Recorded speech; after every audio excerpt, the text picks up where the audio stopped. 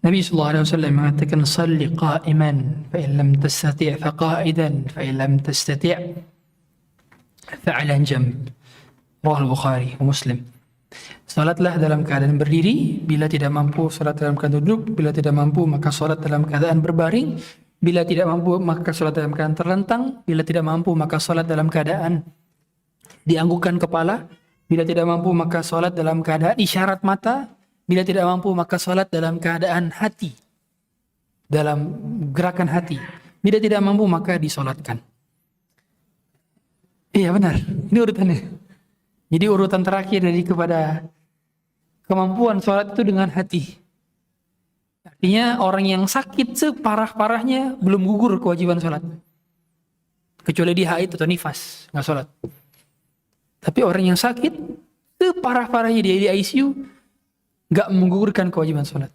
Ini banyak orang yang ngerasa, saya kan lagi sakit, terus habis operasi nggak sholat. Kata siapa orang yang habis operasi gugur sholatnya? Nggak ada. Wajib, tetap wajib. Gimana sholatnya semampunya? Anda mampunya gimana? Gak bisa wudu pakai tayamum, gak bisa tayamum pun, maka sholat semampunya, nanti ketika sembuh diulang. Itu namanya sholat.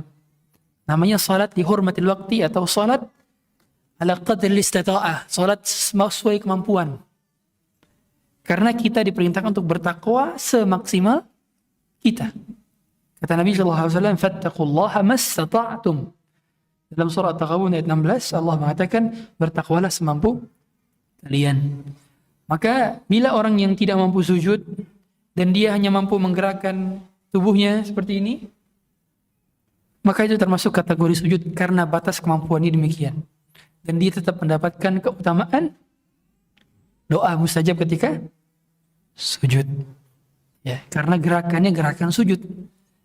Meskipun belum secara semestinya, tetapi karena mampunya demikian, maka Allah Maha mengetahui keadaan hamba-hambanya. Wallahu a'lam.